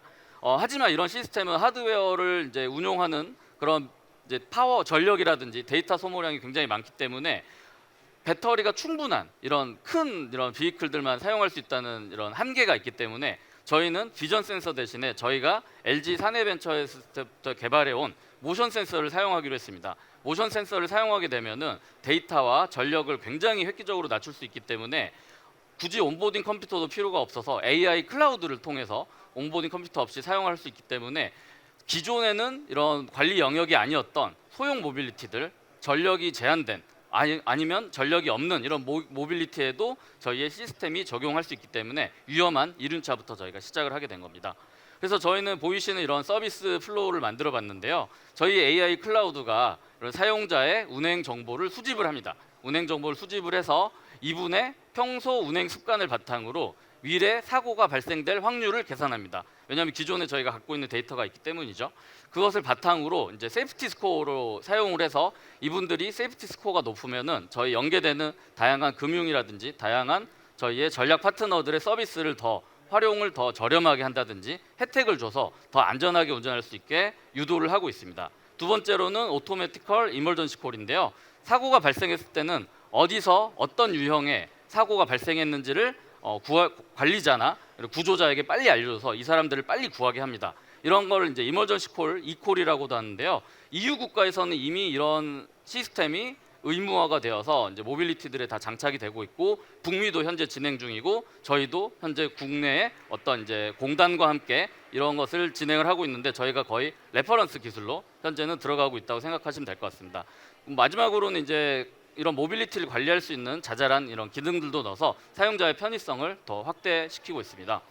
저희 서비스를 사용하기 위해서는 저희가 이제 제가 들고 나왔는데 굉장히 작은 이런 IoT를 이제 모빌리티에 장착을 하게 됩니다. 모빌리티에 장착을 하게 되면은 모빌리티의 움직임을 저희가 OBD라든지 캔 통신 없이 저희의 모션 센서로 이런 모빌리티 움직임을 직접 받아들일 수 있습니다. 그러다 보니까 저희는 전력만 연결하면 되다 보니까 다시 그 비클에 시스템을 들어가거나 이런 행동을 하지 않기 때문에 워런티에 파괴를 하지 않고 그리고 뭐 다른 이런 해를 끼치지 않는 그런 방식이고 저희 앱을 다운받고 블루투스만 키면은 누구나 5분 안에 사용할 수 있도록 준비가 된 시스템입니다. 저희 시스템은 이런 IoT가 이런 종류도 있고 이제 자체 통신할 수 있는 LTE 버전까지도 되어 있습니다. 그래서 IoT마다 기능이 조금씩 다르고 저희가 IoT 없이도 사용할 수 있게 왜냐하면 핸드폰 안에도 센서가 좀 조잡하지만 들어있거든요. 그것을 이용해서 끄집어낼 수 있는 것들도 있기 때문에 이런 세 가지 플랜으로 저희 서비스를 이용하실 수 있고 저희 서비스를 이용을 하면서 안전을 관리를 받게 됩니다. 그리고 안전을 관리받으면서 발생되는 안전점수에 따라서 이렇게 다양한 저희 연계 서비스를 이용하실 수 있는데요. 특히 저희 여러 고객 중에 하나인 배달하시는 분들은 금융 핀파일러입니다. 그러다 보니까 신용 점수도 낮고 그래서 1금융권을 사용하지 못하는 경우가 많아요. 그러다 보니 사채를 쓰는 경우가 많아서 저희가 이분들이 1금융권 또는 P2P 대출을 받을 수 있도록 또 도와드리고 당연히 안전하게 운전하면은 이런 보험료도 할인할 수 있게 하면서 신용카드도 발급할 수 있게 도와드리면서 이런 이슈들이 발생될 때마다 저희는 이제 함께 커미션을 좀 받아서 이제 추가 수입을 얻을 수 있도록 하고 있습니다. 저희는 어떻게 따지다 보면 일종의 플릿 매니지먼트 시스템인데요. 저희는 뭐 더 많이 이제 추가된 기능도 있지만 그리고 기존에 없던 이제 관리할 수 없었던 이제 보이시는 작은 모빌리티 나름 이제 틈새 시장으로 진입했다고 생각하시면 될 것 같습니다. 현재는 B2B, B2G 서비스만 하고 있지만 내년에는 B2C 서비스로 확장해 나가려고 하고 있고요. 그리고 추가로 저희가 이제 다음 목표로 현재 파트너십을 맺고 있는 쪽은 이제 동남아시아 쪽입니다. 동남아시아는 전 세계 오토바이의 4분의 1이 있을 정도로 사용량이 굉장히 많고 인구도 많은 곳인데요. 이쪽에서 이제 고잭이라는 이런 그 큰 나름 업체가 있는데 그쪽에 오토바이를 공급하는 업체들과 현재는 이제 파트너십을 맺고 POC도 진행을 하고 있습니다. 이 다음은 이제 B2C를 바탕으로 북미라든지 유럽 쪽까지도 확장해서 계속 확대해 나갈 예정입니다. 저희는 이제 서비스를 런칭한 지 5달이 됐어요. 5달 된 동안에 국내에서는 이제 4곳의 플릿 업체와 이제 저희 고객이 되셨고 이분들은 이제 배달 업체 자기들 오토바이를 이제 납품하시기 때문에 오토바이 관리를 위해서 저희 걸 쓰시기도 하고 저희 걸 썼을 때 최종 사용자인 배달원들의 이제 고정비를 줄일 수 있다는 혜택이 있기 때문에 그런 사용자들도 더 모으기 그 배달원들도 더 모으기 쉬운 그런 장점이 있기 때문에 저희 걸 사용하고 계십니다. 그리고 지자체에서도 저희 걸 사용하고 계시는데요. 아까 말씀드린 것처럼 이제 이머전시 콜로 활용을 할 수가 있기 때문에 우리나라가 OECD 국가에서 고령층의 이륜차 사망률이 압도적으로 1등을 하고 있거든요. 특히 농어촌 지역에서 그런 것들이 많이 발생하고 있기 때문에 농어촌 지자체와 협업을 해서 그분들의 이제 생명을 구할 수 있게 스마트 시티 이제 시스템으로도 저희가 포함이 돼서 함께 진행이 되고 있습니다. 실제로 저희는 이제 배달원 600명과 6개월 동안 사고율을 12.5%에서 0.6%까지 이제 내릴 수가 있는 이런 안전성도 검증 받았고 교통안전공단과도 함께 이 레퍼런스를 계속해서 맞춰 나가고 있는 과정입니다. 그래서 저희 같은 경우는 지금 저희가 20년에 창업을 했는데 상당히 긴 시간 동안 R&D를 하고 POC를 했고 올해 이제 서비스 런칭을 해서 올해는 비록 매출이 적지만 FMS 특성상 연 단위 계약이기 때문에 이제 연 단위로 내년부터는 이제 기다리고 계신 고객분들을 통해서 매출이 더 크게 상승될 것으로 기대를 하고 있습니다. 저와 저의 코파운더는 이제 원래 LG R&D 센터에서 VR을 위한 이제 모션 센서를 원래 이제 연구하고 이제 적용하던 그런 일을 했었는데요. 이것을 이제 모빌리티로 최초로 적용을 한 저희가 이제 사례가 될 수 있습니다.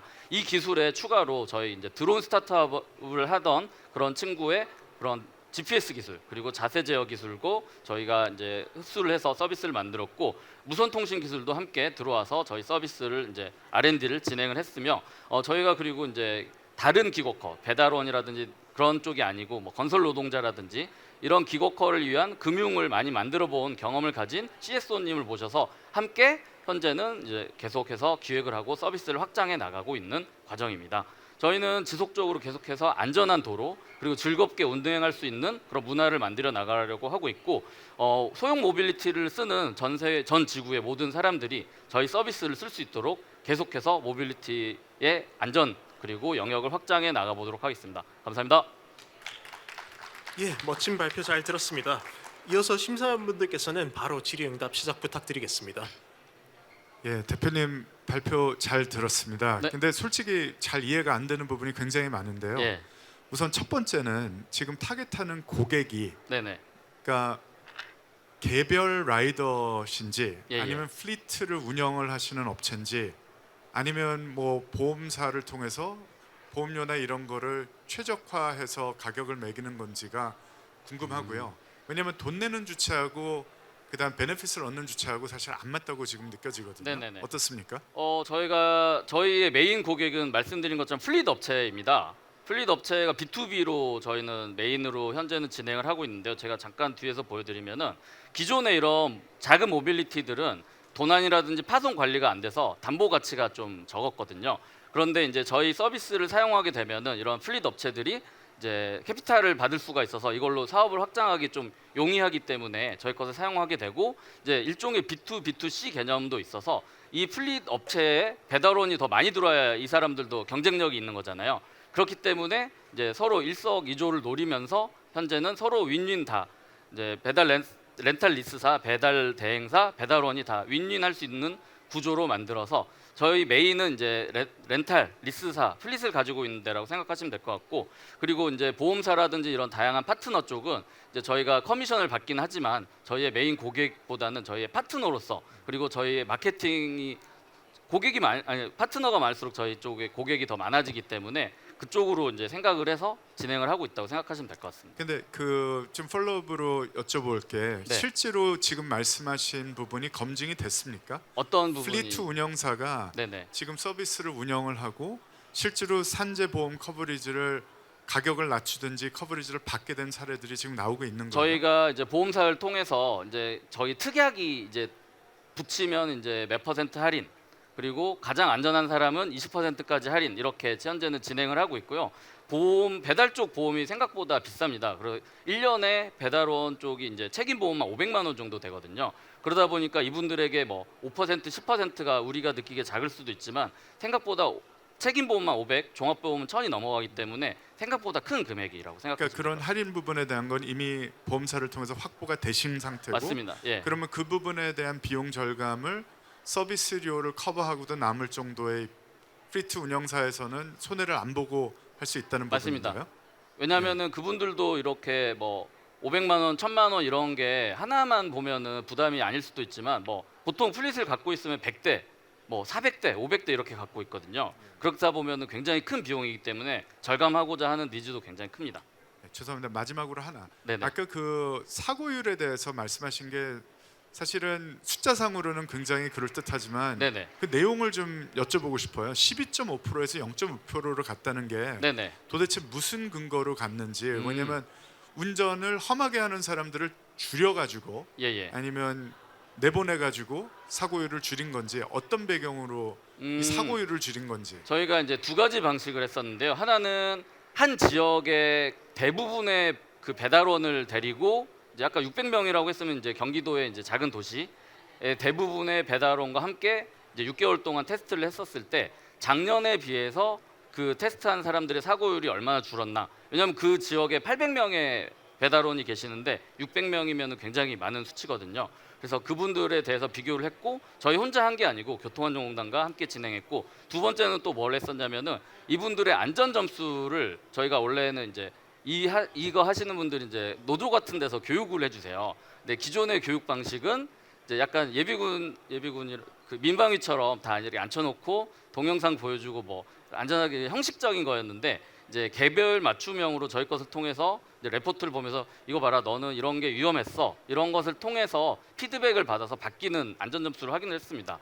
이 배경이 어디서 왔냐면요. 저희가 이제 이 사업을 시작하기 전에 배달원들, 굉장히 많은 수의 배달원에 인터뷰를 했는데 한 98% 정도는 자기들은 안전운전 한다고 생각하세요. 근데 인터뷰해 보면은 나는 안전운전 하는데 다른 애들은 다 위험하게 하더라라고 말씀을 하시는 게, 저희가 이야기를 해봤을 때 혼자 운전하는 특성상 자기의 이런 습관을 알기가 굉장히 어렵더라고요. 그래서 너 이런 거 고치면은 나중에 이런 게 이제 할인이 되고, 그리고 이분들이 되게 원하시는 거는 대출도 굉장히 많아요. 그래서 왜냐면은 사채 쓰고 좀 이제 업체 돈을 이제 땡겨서 미리 받은 다음에 갚아 나가는 식으로 하기 때문에 이분들도 1금융을 사용하고 싶어 해요. 그래서 너네 이거를 잘 사용하면은 대출 받게 해드리겠습니다. 그렇게 했을 때 굉장히 이제 공감을 많이 얻을 수 있었습니다.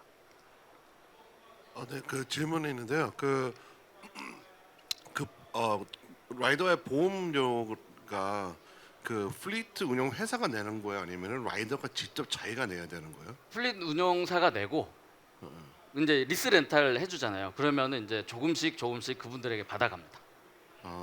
그러면 그 플리트 운영사에서 라이더들한테 뭐 세이프티 스코어를 낮게 하면 어떤 뭐 인센티브를 주는 건가요? 아니면 그게 어떻게 되는 거죠? 네, 이제 저희 거를 이제 달았을 때 아까 말씀드린 것처럼 이제 바로 그 특약 할인도 있지만 이분들이 안전하게 했을 때 조금씩 이제 페이백처럼 돌려주는 방식으로 이렇게 좀 인센티브를 주고 계십니다. 그리고 다음에 계약할 때는 이제 그 플릿 컴퍼니들도 이분들에 대해서 더 싸게 요구를 할 수가 있는 거죠. 아까 말씀드린 것처럼. 네, 발표 잘 들었습니다. 네. 그 저희가 어쨌든 기존의 GPS에서 이제 모션 센서를 쓰는 게 예, 예. 가장 큰 차별점이잖아요. 네. 근데 지금 이 T맵 같은 경우도 보면은 GPS 같은 걸로 이 운전 안전 점수 같은 거를 매겨서 평가를 지금 하고 있는데, 제가 조금 더 이해하고 싶은 거는 이게 모션 센서를 썼기 때문에 아주 그 획기적으로 좀 차별을 줄 수 있는 부분들에 대해서 조금 더 이해를 할 수 있으면 좋을 것 같습니다. 네, 예. 저희 같은 경우는 이제 프리벤션 쪽에 보이시는 것처럼 GPS로는 이제 디텍팅 할 수 있는 한계가 굉장히 많습니다. 이제 위치 기반이다 보니까 뭐 이걸 추정한 가속도라든지 속도 같은 거를 이제 낼 수는 있는데 뭐 예를 들어서 인도로 올라간다든지 급격하게 추월을 했다든지 뭐 사고가 났으면은 얼마나 세게 사고가 났는지 이런 것들을 보기가 좀 어렵거든요. 그렇기 때문에 저희 센서를 사용해서 여러 가지 그런 것들을 보고 사고까지도 감지해 나가려고 하는 거고, 특히 이제 카메라가 없는 경우에는 이제 보이시는 것처럼 3D 재현을 통해서 어떻게 사고가 났는지 한번 보여줘서 대충은 추정할 수 있도록까지는 해드리는 것까지도 해드리고 있습니다. 그러니까 그 실제로 그러면은 이 저런 3D 센서로 이 디텍트 되는 것들이 조금 더 세분화돼서 안전 점수에 그러면 반영이 되고, 그런 것들이 피드백이 가고, 그게 이제 기존의 GPS로만 했던 거에 비해서 훨씬 더 획기적으로 그러면 안전 사고를 줄일 만큼의 뭔가 이 피드백이 가능하다고 이해를 하면 되는 건가요? 맞습니다. 왜냐하면 GPS 같은 경우 레졸루션의 한계가 있기 때문에 짧은 구간 안에서 발생되는, 굉장히 뭐 스포츠카라든지 오토바이는 그 짧은 구간 안에서도 가속과 감속이 발생되거든요. 이런 거는 이제 GPS로는 이제 다 디텍팅이 안 되기 때문에 저희 것을 사용을 하고, 뭐 인도로 올라간다든지 이런 건 GPS로 굉장히 알기 어려운 그런 거기 때문에 저희 것을 사용하고 있기도 합니다. 그리고 사고도 마찬가지고요. 이 사람을 구해줄 만큼 출동을 해야 될 만큼의 큰 사고가 났느냐 아니냐 이런 것들도 판단이 가능합니다. 시간이 남아 있으니까 그 사명을 왜 별 따러 가자로 정하셨나요? 아까도 말씀드렸지만 원래 저희가 이제 VR 쪽으로 하던 회사였는데 한번 피봇이 됐어요. 그래서 원래는 VR이 눈에 보이지만 손에 잡을 수 없는 것이잖아요. 그래서 저희 원래 시작은 촉감을 느끼게 해주는 장갑과 반지를 시작을 했었는데, 그래서 이제 너네가 보이지 않는 것, 잡을 수 없는 것도 잡게 해주겠다라고 해서 별 따러 가자였는데, 이제 이것이 당시 상황이 좀 VR 쪽이 좋지 않아서 좀 모빌리티 쪽에 한번 오토바이 경험도 있고, 태국에서 실제로 제가 사고를 혼자 난 적이 있어서 되게 난감했거든요. 말도 안 통하고 그래서 이런 구조도 뭐 자동으로 좀 서로 도와주고 하는 게 있으면 굉장히 좋겠다라고 생각하다 보니 이쪽으로 좀 확장되게 되었습니다. 예, 마지막까지 좋은 질문들로 질의응답 잘 끝났습니다. 심사위원분들께서는 점수표 체크를 해주시고 오늘 멋진 발표 진행해주신 발표자분께는 모두 큰 박수 부탁드리겠습니다. 감사합니다. 예, 다음 네 번째 순서는 플로이드의 무대입니다. 발표자분께서는 무대 위로 올라와 주시길 바랍니다. 준비가 되시는 대로 바로 발표 시작하시면 됩니다. 네, 안녕하세요. 저는 플로이드의 공동대표를 맡고 있는 황진병입니다. 플로이드는 AI 기반 영상인식 기술을 다양한 어플리케이션에 최적화된 솔루션을 제공하는 스타트업입니다. 2020년 창업 이후 최근에 상장한 로보틱스 기업의 OEM 형태의 2D 비전 모듈 공급을 시작으로 현기차 및 테슬라 자동차의 티어1 공급업체인 N그룹과 POC를 진행하여 현재 생산 라인에 2D 비전 시스템인 러비를 공급하고 있습니다. 그 외에 현재 생산 자동화 기업, 로보틱스 기업, 그리고 자동차 관련 기업 등 다양한 프로젝트를 수행 중에 있습니다. 그러면 지금부터 플로이드의 기술에 대해 말씀드리겠습니다. 첫 번째로 AI 기반 2차 전지 검사 솔루션입니다. 글로벌 2차 전지 시장은 지속적으로 성장하고 있습니다. 특히 배터리 3사의 수요가 증가함에 따라 생산 설비 업체의 수주 또한 증가하고 있습니다. 이와 함께 보다 더 정확한 검사 솔루션이 필요한 상황입니다. 2차 전지 공정은 여러 가지 단계가 거치는데요. 저희 플로이드는 마지막 단계 품질 검사, 즉 제품 출하 전 최종 불량 여부를 판단할 수 있는 검사 솔루션을 개발하고 있습니다. 2차 전지 검사 장비에는 엑스레이 장비와 CT 장비로 나눌 수 있는데요. 고가의 CT보다는 엑스레이 장비를 보편적으로 사용 중에 있습니다. 그러나 이런 보편화된 엑스레이 장비에는 저해상도 이미지에 따른 인식 오차가 많이 발생하고 있으며 검출 성능에 따른 검출 결과 오류도 함께 발생하고 있습니다. 이를 해결하고자 플로이드는 검출에 가장 적합한 AI 모델을 선정하여 3만 건의 데이터셋을 기반으로 AI 모델을 학습하고 있습니다. 또한 저해상도의 이미지를 슈퍼 레졸루션이라는 기술을 통해 고해상도의 이미지로 변환하여 인식률을 강화하고 있습니다. 또한 AI 모델 및 이미지 필터 등을 적용하여 검출 결과도 함께 개선시키고 있습니다. 이러한 솔루션은 2차 전지 검사뿐만 아니고 이미지 기반의 고정밀 검출이 가능한 솔루션으로서 반도체 장비 및 전자 현미경 등 사업 확대가 가능합니다. 다음은 스마트 비전입니다. 먼저 2D 비전 시스템입니다. 하드웨어부터 저희가 자체 개발한 엣지 디바이스 형태의 로비와 그다음에 사용자 편의성을 강화시킨 UI 프로그램인 로비X로 구성되어 있습니다. 2D 카메라이지만 3차원 물체의 검출 및 위치를 정확하게 판단할 수 있는 시스템입니다. 이러한 시스템은 현재 N그룹의 전체 생산 라인 공정에 배치되어 현재 공급하고 있습니다. 다음은 실제 적용된 영상입니다. 로비 2D를 이용하여 실제 생산 라인의 부품을 피킹하는 솔루션으로서 기존 3D 시스템 대비 도입 비용을 10분의 1 저감하였으며 생산율 또한 120% 향상시켰습니다. 다음은 AI 기반 3D 비전 시스템입니다.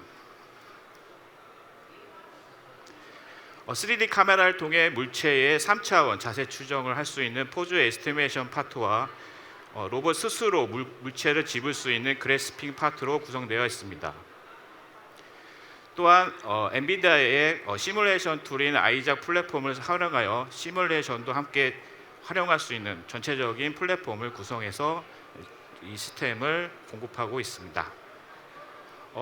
저희가 자체 개발한 AI 모델 성능 검증을 위해서 글로벌 벤치 AI 모델 평가 사이트인 BUP 챌린지에 도전하여 상용화 기술로서는 탑 10 안에 진입을 하였습니다. 향후 3D는 공간 인지를 통한 자율 타스킹 수행이 가능한 형태의 보다 진보된 비전 제품을 현재 계획하고 있습니다. 다음은 마지막으로 사업화 전략입니다. 글로벌 시장 진출을 위하여 세계 유수의 로보틱스 업체와 에코시스템 파트너십에 대한 협의를 현재 진행 중에 있고요. 그리고 외주 설계 생산 업체인 SI 업체들과 현재 POC 일정 등을 추진하고 있습니다. 사업화 단계별 매출의 안정화를 위하여 글로벌 협력사들의 인프라를 활용해서 저희가 부족한 사업 영역을 보완하여 보다 안정적인 수익 구조를 가져가려고 노력하고 있습니다. 또한 현재 투자 유치 전략도 수립하였으며 현재 프리시즈 A 단계로 현재 투자 유치를 진행 중입니다. 이를 바탕으로 우수한 고급 인력을 확보하고 기술의 안정화를 추구하여 글로벌 시장 진출의 발판을 마련하고자 합니다. 네, 이상으로 마치겠습니다. 감사합니다. 예, 감사합니다. 멋진 발표 잘 들었습니다. 이어서 심사위원분들께서는 바로 질의응답 시작해 주시면 됩니다. 발표 진짜 잘 들었습니다. 질문 2가지 정도 드리겠습니다. 하나는 저희가 갖고 있는 핵심 경쟁력이 그러면 소프트웨어 쪽인 거죠? 네, 맞습니다. 그러니까 이 기존에 그러면 데이터들을 잘 학습시켜서 저희가 저희만의 모델을 잘 만들어 갖고 서비스에 적용할 수 있도록 소프트웨어를 만든 거로 이해를 하면 될까요? 네, 맨 처음에 2D 비전 시스템 같은 경우에는 저희가 하드웨어 제품 자체부터 설계해서 다 만들었는데 지금 3D 비전 같은 경우에는 저희가 3D 카메라 모듈 자체까지는 만들 수 없어서 일반적인 3D 카메라 모듈 센서 등을 적용해서 저희가 전체적인 솔루션을 형태로 제품을 만들고 있습니다. 그럼 저희가 타겟 고객이 사실은 유스 케이스가 다 다르잖아요. 그러면은 그 고객들마다 필요한 자동화 부분들의 데이터들을 학습을 시켜갖고 저희가 그거를 필요한 하드웨어 구성들을 좀 해서 언프레미스로 이렇게 매번 원타임, 그러니까 이제 이게 그 비즈니스 모델하고도 좀 연관이 돼갖고 질문을 드린 건데, 그럼 그 케이스 바이 케이스로 프로젝트 형태로 그러면 지금 판매를 하고 계신다고 이해를 해야 될까요? 네, 2D 비전 제품은 저희 제품이 있기 때문에 그거를 이제 고객사들이 활용을 하면 되는데, 3D 비전 같은 경우에는 저희가 또 전략적으로 그 3D 센서를 공급하는 업체가 있습니다. 그 업체랑 이제 협력을 해가지고 전체 그 시스템이 돌아가는 형태는 저희가 만들고 그 카메라 모듈은 그쪽에서 공급해서 함께 이렇게 진입하는 형태로 지금 구상을 하고 제품을 판매하고 있습니다. 그러면 요 다음 단계로 가시는 데 있어 갖고 저는 이제 이게 어떻게 비즈니스가 스케일할 건지가 궁금해서 이제 질문을 드린 건데, 네. 그 뭔가 그런 커스텀 형태보다는 이 어디든지 쓸 수 있는, 그러니까 뭐 동일하게 디텍트가 돼야 되는 뭔가 이런 좀 커먼한 데이터를 갖고 이거를 어떻게 보면 뭐 사스 형태로 공급한다든지 뭐 이런 고민은 혹시 안 해보셨을까요? 고민은 많이 했습니다. 뭐 이것도 특정 어플리케이션이 있지만 AI 모델 자체가 워낙 범용적인 AI 모델이기 때문에 어떤 물체든 저희가 학습하고 거기에 대한 뭐 3D 뭐 포즈 에스티메이션 하는 거는 문제가 없고요. 근데 문제는 이제 이거를 가지고 사용하는 그런 업체들에 대한 인프라가 아직까지는 안 되어 있는 데가 많거든요. 뭐 새롭게 뭐 스마트 팩토리 형식처럼 새롭게 신설해가지고 전체 공정을 만드는 업체는 그런 형태로 로컬 인프라를 통해서 할 수는 있지만 지금 기존에 있는 공장들은 그렇게 할 수 없거든요. 그래서 그 공장들은 저희가 제품 형태로 납품하고 만약에 스마트 팩토리 형태로 가면은 그렇게 인프라를 구축해서 로컬에서 관리하고 하는 형식으로도 충분히 가능합니다. 저 발표 잘 들었고요. 네. 기반 기술이 워낙 좋으셔서 좋은 레퍼런스들을 다양하게 잡으신 거 잘 들었습니다. 네. 근데 그 사실은 이 비즈니스를 이제 스케일하는 질문을 이어서 하면 결국은 기술적으로 가장 차별화가 되고 시장성으로 확장성이 제일 높게 보시는 분야가 어디라고 생각하세요? 왜냐하면 사실은 컴퓨터 비전 기반으로 돼 있는 사실은 검사 장비는 굉장히 많은 업체들이 이미 하고 있고, 네. 예, 저는 잘은 모르겠습니다만은 2D 카메라 베이스로 3D 자세 추정하는 거는 굉장히 좀 획기적인 부분이 아닐까, 차별화되는 부분이 아닐까라고 추정은 되는데, 네. 대표님이 생각하실 때 만약에 지금 여러 가지 3가지 정도의 비즈니스 기회 중에서 하나에 몰빵을 한다 그러면 어느 쪽에 포커스를 하는 게 맞다고 생각을 하세요? 또 기업이다 보니까 매출을 생각할 수밖에 없는데 현재 단가가 제일 높은 거는 3D 비전 시스템이 맞습니다.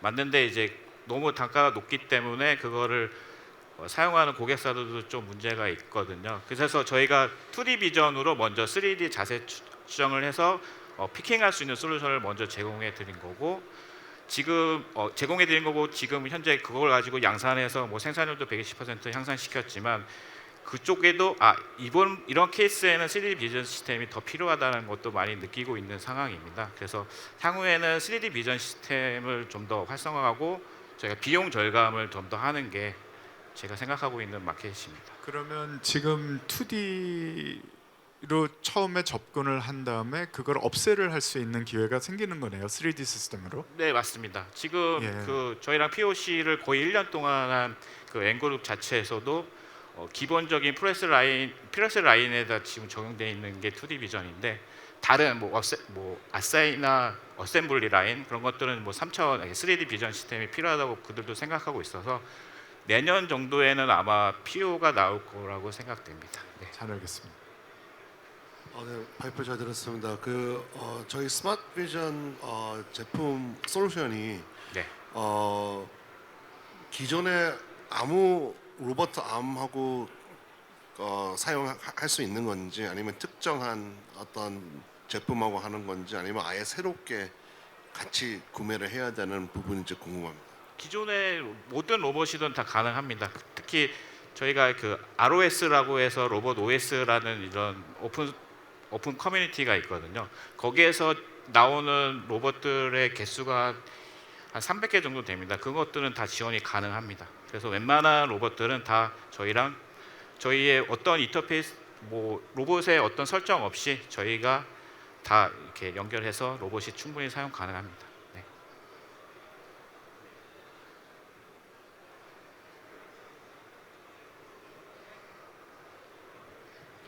그 팀 소개에 대해서 그 자세한 내용이 좀 궁금한데요. 대표님과 그다음에 팀 멤버들이 어디 출신이시고 네. 어떤 역할을 해서 이런 사업을 시작을 하셨는지.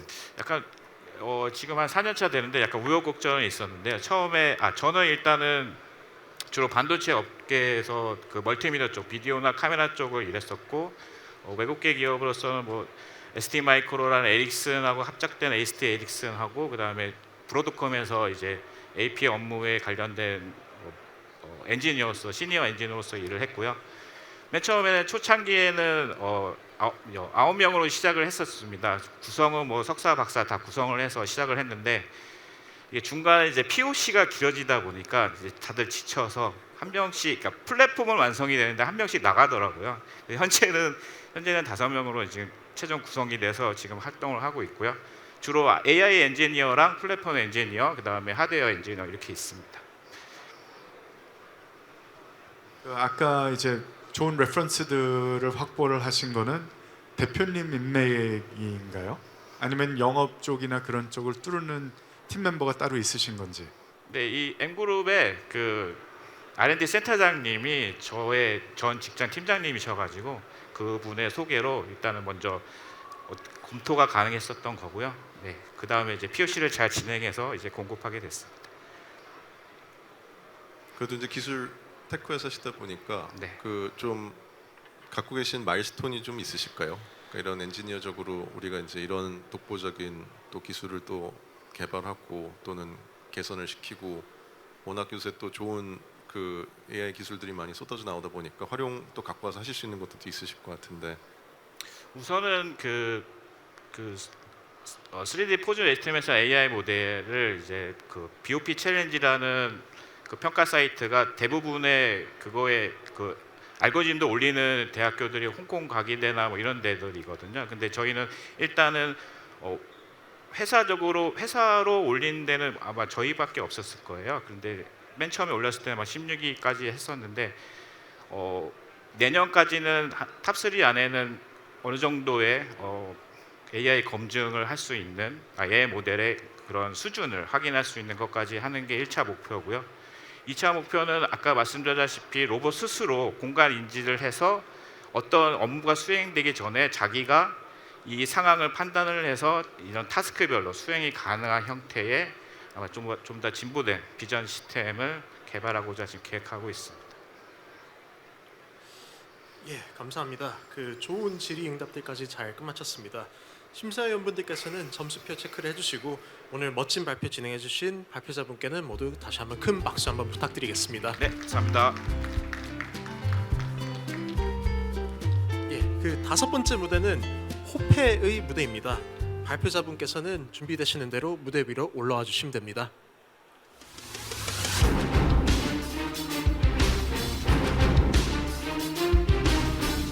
준비되시는 대로 바로 발표 시작하시면 됩니다.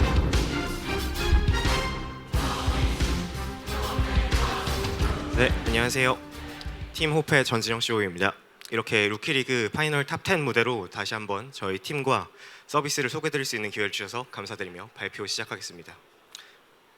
최근에 보안업계에 이례적인 일이 하나 있었습니다.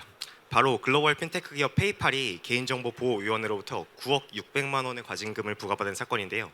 페이팔의 규모에 대한 다른 지표들은 차치하고서라도 보안 관련 전문 인력만 2,000명이 넘는 회사에서 어떻게 이런 일이 발생하게 되었을까요? 페이팔의 보안을 무너뜨린 가장 큰 요인들 중 하나는 바로 크레덴셜 스토핑입니다.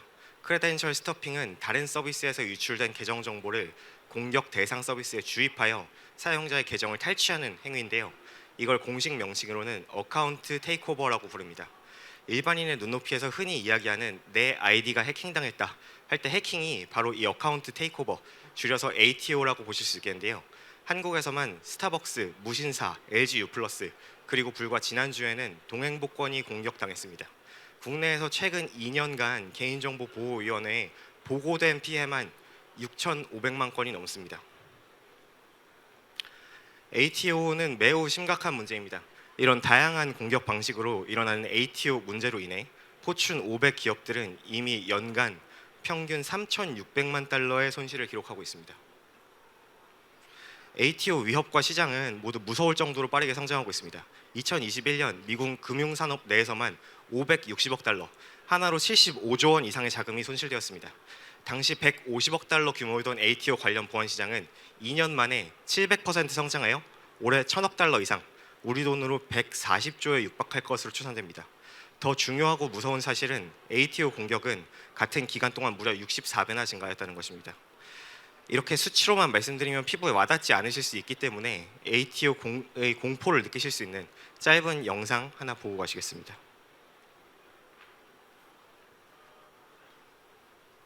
소리 좀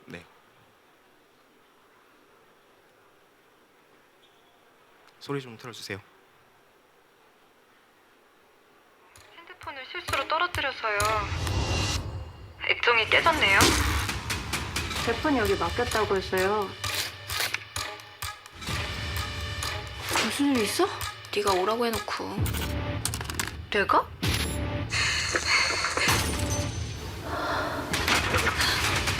해킹 당한 것 같아요. 남이 폰 죽고서 아저씨 앞에 이러고 있기까지 며칠 걸렸을까? 3일 걸렸어. 네가 그랬어? 어떻게 네가 나를 의심해? 누가 나 지켜보는 것 같고 다 듣고 있는 것 같고.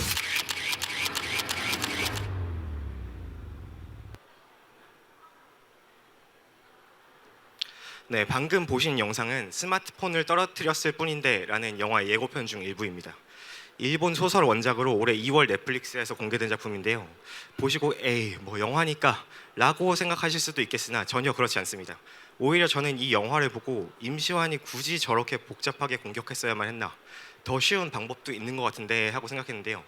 방금 보신 장면에 나오는 대부분의 위협들은 여러분이 모바일 디바이스에서 사용하시는 메인 어카운트, 즉 구글이나 애플 계정에 대한 탈취만 가능하다면 실제로 누구에게나 발생할 수 있는 일입니다. 이렇게 위험한 ATO 공격 막을 수 있는 방법이 있어야겠죠. 그래서 호프에서는 퓨로 LADS, 로그인 아노말리 디텍션 시스템을 개발하였습니다. 퓨로 LADS는 AI 기술이 적용된 단 하나의 매직 API로 로그인 단계에서의 ATO 공격을 방어합니다. 이 매직 API는 세 단계로 동작하는데요. 유출된 데이터베이스를 바탕으로 크레덴셜 스토핑 같은 공격을 막아주는 Threat Intelligence Filter, 실제로 저희 보안 담당팀이 365일 하루도 빠지지 않고 매일 직접 업데이트하고 모니터링하는 이 필터가 1차적으로 막아주고요. 130가지 이상 규칙들로 구성된 룰 엔진이 한 번 더 보호해줍니다. 마지막으로 룰 엔진이 놓칠 수 있는 규정되지 않은 사용자 행동 패턴들을 AI 엔진이 다시 한번 체크하여 복합적으로 위협을 탐지하고 방어합니다. 고객의 프로덕트에 안전한 로그인 트래픽만 도달할 수 있도록 말이죠. 이렇게 하나의 API만 추가하시면 그 즉시 로그인 리퀘스트와 트래픽에 대한 상세한 디테일한 분석을 확인하실 수 있습니다. 서비스의 성격에 따라 탐지 민감도를 직접 조절하실 수 있으며 그 결과에 따라 2단계 인증 등의 다양한 액션들을 설정하실 수 있습니다. 엔터프라이즈 고객분들께는 대시보드와는 별도로 저희가 매주 직접 작성하는 위협 분석 보고서도 발행해 드립니다. 호페는 인증 및 보안 분야에서 검증된 팀입니다. AWS, 한국인터넷진흥원 등에서 주최한 다양한 프로그램에서 우승하여 기술력을 인증받았습니다. 저희는 이미 국내에서 중요 금융사로 지정된 기업들과 POC를 진행하고 있으며 디지털 신원 분야의 국제 표준을 만드는 오픈 월렛 재단이나 W3C 재단에서도 세계적인 기업들과 함께하고 있습니다. 특히 최근에는 구글에 이어 전 세계 7번째로 오픈 월렛 재단에서 프로젝트 승인을 받았습니다. 호페는 국가 단위의 블록체인 신원 인증 플랫폼인 쿠브를 직접 A부터 Z까지 기획, 개발, 운영하며 하루에 3,600만 건 이상의 분산 신원 인증 요청을 핸들링하였던 멤버들이 창업하였습니다. 저희 매니지먼트 팀은 글로벌 수준의 기관들에서 공부하고 경력을 쌓은 우수한 인원들로 구성되어 있습니다. 정말 감사하게도 이미 많은 고객분들께서 저희 서비스를 이용하고 계시고요. 여러 엔터프라이즈들과 함께 POC도 활발하게 진행하고 있습니다. 저희 ICP는 로그인 등의 인증 시스템을 보유하신 기업으로서 ATO에 대한 위험에 공감하시거나 실제 공격을 경험하신 분들이며 개인정보 보호를 실현하기 위하여 저에게 연평균 3천만 원가량의 비용을 지불하고 계십니다. 놀랍게도 시장의 퓨로를 제외하고 ATO 위험만을 전문적으로 방어해주는 사스는 아직 없습니다. 대부분의 기업들은 ATO에 대한 방어를 위하여 저희 서비스에 비해 기능이 부족하고 커스터마이즈가 불가능한 클라우드 번들 서비스나 압도적으로 비용이 높으며 사용하기 복잡한 패키지 관제 서비스 등을 사용하셔야 하는 상황입니다. 호페는 호페가 소속된 커뮤니티들과 컴업을 비롯하여 참여 중인 다양한 프로그램들을 바탕으로 연간 약 100여 개의 소규모 고객들을 확보할 계획입니다. 또한 개인정보 유출 등에 관련된 실무를 담당하는 기관인 한국인터넷진흥원과 개인정보보호위원회를 통해서도 연간 약 10개의 엔터프라이즈 고객을 확보할 수 있을 것으로 예상하고 있습니다. 이를 통해 올해는 약 3억 5천만 원, 내년, 내후년에는 각각 약 50억 원, 300억 원의 국내 매출을 발생시킬 수 있을 것으로 예상하고 있습니다. 실제로 저희는 정말 감사하게도 지난 2일간의 컴업 프로그램을 통해서 세 팀의 소중한 고객분들과 인연을 맺을 수 있었습니다. 그에 더하여 무려 4개의 새로운 지역에서 새로운 시도를 해볼 수 있는 귀중한 단초를 얻을 수 있었습니다. 네, 조금 더 나아가서 이제 말씀을 드리자면 2023년 7월부터 11월 기간 동안, 그러니까 지난 7월 컴업 루키리그 최초 선정 이후부터 어제까지를 살펴보면 이 기간 동안에만 작년 대비 11배의 매출을 기록하였으며 퓨로 LADS를 통하여 2,100만 건 이상의 로그인을 안전하게 보호할 수 있었습니다. 또 정말 뿌듯하게도 5명의 훌륭한 대한민국 청년 인재들이 저희 팀에 합류하였습니다. 그 외에도 작지만 의미 있는 다양한 일들로 인해 정말 가슴 뛰는 컴업 여정이 아닐 수 없습니다. 호페는 급격한 변화를 마주하고 있는 디지털 아이덴티티 분야에서 과학적으로 검증 가능한 유니버셜 트러스트 인프라스트럭처를 만들고자 하는 팀입니다.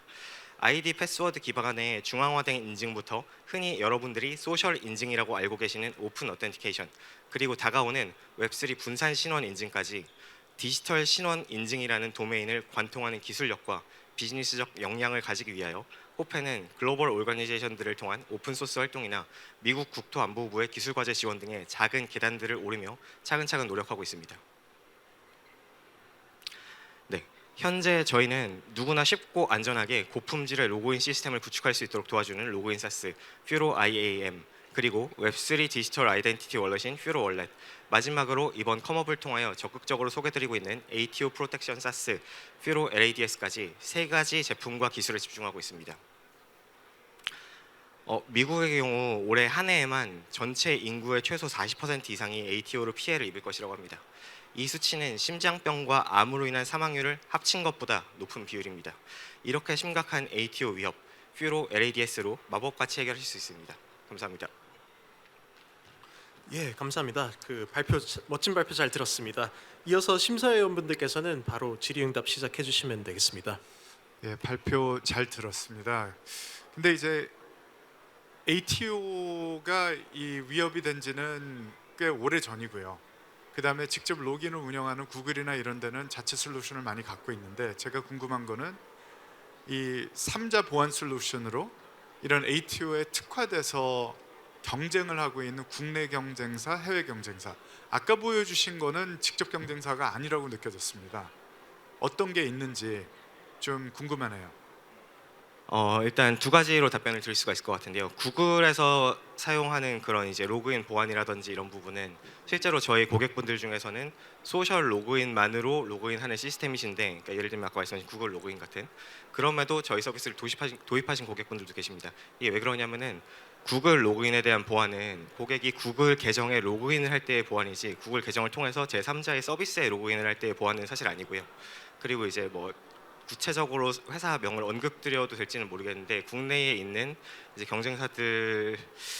경쟁사들이라고 표현하기는 조금 저희가 애매한데, 왜냐하면 저희는 이제 스위트형 서비스가 아니고 국내 대부분의 회사들은 스위트형 패키지 서비스로 이제 서비스를 제공하고 있습니다. 대부분 이제 엔터프라이즈 고객들이 많이 사용을 하시고요. 저희는 API 형태로 제공을 하기 때문에 오히려 보안은 이제 잘 아시다시피 과한 보안이라는 건 없고 저희 서비스를 추가적으로 이용하실 수가 있는 그런 개념이고 이제 저희 프라이징 모델도 이제 혹시 질문을 주신다면 설명드릴 수가 있을 텐데 굉장히 저렴하기 때문에 경쟁사라기보다는 서로 상생하는 관계라고 생각을 하고 있습니다. 네, 저는 궁금한 거는 저희 솔루션을 이제 도입하려면 어떤 절차하고 어떤 일이 해야 되는지 이게 어플리케이션단, 뭐 서버단, 뭐 어떤 걸 해야 되는지 궁금합니다. 아, 네. 저희 서비스 같은 경우에는 그 로그인 단계에서 저희 API를 호출하도록 그렇게 구성이 되어 있으신 서비스고요. 저희 대시보드 랜딩 페이지에 개발 문서에서 보시면은 API 그 코드가 있는데 저희 서비스에 가입을 하시면은 앱 아이디하고 API 키 값을 드립니다. 그것과 이제 저희 서비스에 보내실 수 있는 파라미터 값들을 설정을 하셔가지고 API 코드만 복사 붙여넣기를 하시면은 즉시 적용이 됩니다. 그래서 물리적으로 이제 손이 빠르신 개발자고 프로덕션 서버에 배포하실 수 있는 권한이 있으시다면은 10분 내로 저희 서비스를 도입하실 수가 있습니다. 발표 잘 들었습니다. 저희 서비스를 어쨌든 이 도입해야 되는 타겟 잠재적 고객들을 다 합치면 그 규모가 어느 정도 된다고 추산을 하시는지가 하나가 궁금하고요. 두 번째는 아까 이제 성장 그 계획을 좀 보여주셨는데 그걸 더 빨리 가려면 뭐가 필요하신지 그게 궁금하네요. 네, 일단 저희 서비스가 필요한 고객들은 아까 저희가 마켓 장표를 보여드렸을 텐데 그 마켓 장표가 되게 저도 조사를 하면서 비현실적으로 좀 크게 성장하고 빠르게 성장하고 있는 시장이라고 느꼈고요. 그 이유가 모든 서비스, 그러니까 모든 로그인 시스템이 있는 모든 서비스가 이제 ATO 위협에 잠재적으로 노출되어 있기 때문에 그렇다고 생각을 하고 그래서 이제 아까 말씀드린 저희 ICP 장표처럼 로그인 시스템이 있으신 고객분들은 다 저희 서비스의 대상이라고 생각을 하고요. 그리고 이제 디지털 아이덴티티의 제너레이션이 바뀌면서 아까 말씀드린 로드맵 부분에서 제너레이션이 바뀌면서 이제 그 SSI 한마디로 이제 웹3 블록체인 로그인 시스템으로 바뀔 때에 그 시스템은 이제 ATO 공격이 사실 물리적으로 불가능하거든요. 그래서 모든 시스템이 그렇게 바뀌기 전까지는 로그인 시스템이 있는 모든 분들이 저희 고객분들이라고 생각을 하고 있습니다. 그다음에 로드맵을 조금 단축하기 위하여서는 당연히 이제 뭐 펀딩도 필요하고 좋은 인재들을 하이어하는 것도 필요하고 뭐 그런 일반론적인 부분에서 조금 말씀드릴 수가 있을 것 같고요. 저희가 기대하고 있는 이제 메인 마일스톤 중에 하나는 아까 간단하게 설명드렸는데 미국 국토부 과제를 저희가 최근에 지원을 했습니다. 그래서 지금 결과를 기다리고 있는 상황이고요. 그런 좀 그 레귤레이터리 마일스톤을 하나씩 달성하게 된다면 조금 더 빨리 갈 수 있지 않을까 생각을 하고 있습니다.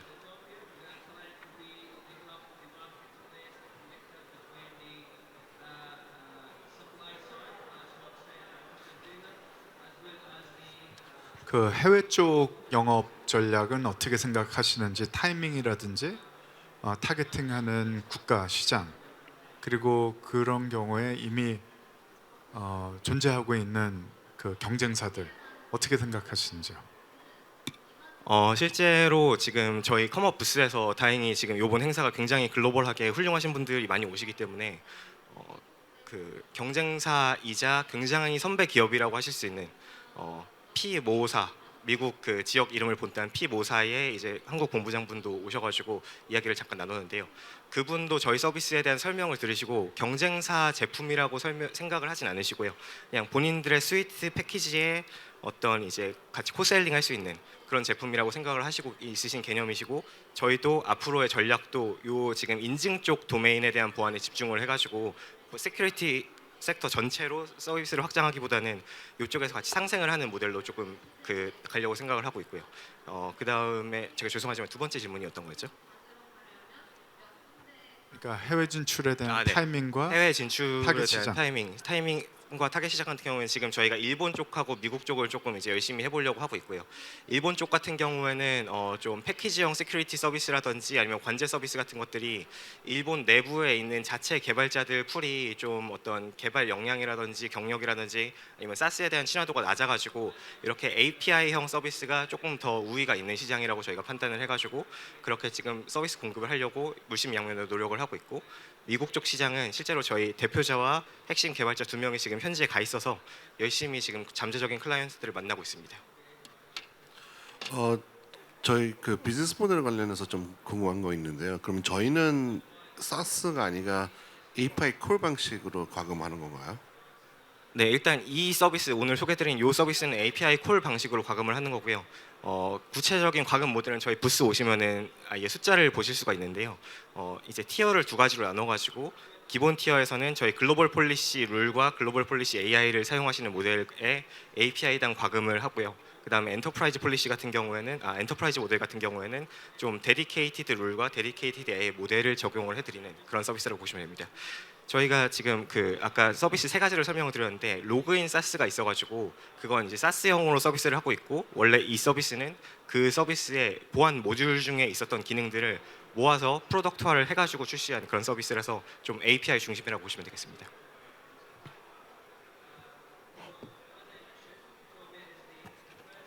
그 대표님 회사의 결국 그 최종 엔드 비전은 뭘 꿈을 꾸시나요? 저희가 이제 비자 for 아이덴티티라고 표현을 하는데요. 이제 페이먼트 업계에서 뭐 비자라는 개념, 비자라는 회사나 카드가 없기 전에는 어딘가에 가가지고 내가 카드 하나로 모든 결제를 다 할 수 있다는 게 불가능했었습니다. 근데 그런 것처럼 이제 그 SSI 시대가 도래하고 저희 솔루션과 저희 기술 인프라를 전 세계적으로 공급을 하게 된다면은 어디에서 무슨 일을 하든지 뭐 마치 쿠브 때 QR 코드 인증 하나로 내가 백신 접종을 했다라는 걸 인증하는 것처럼 나의 필요한 신원 정보, 나의 필요한 개인 정보만 필요한 기관 또는 뭐 서비스에 인증을 할 수 있는 그런 시대가 오도록 하는 것이 저희 목표입니다. 잘 몰라서 그러는데요. 그러니까 그 앞에 이제 필터랑 데이터베이스를 계속 매일매일 업데이트 하신다고 그랬잖아요. 근데 그 데이터를 어떻게 리서치하고 찾나요? 그게 뭐 해킹된 정보가 뭐 다 공개가 되는 건가요? 일반적으로 아니면 그게 어디 특정하게 우리가 좀 공급을 받아야 되는 상황인가요? 일단 실제로 그렇게 이제 글로벌 서비스들에서 해킹된 정보를 서비스를 하는 서비스도 있고요.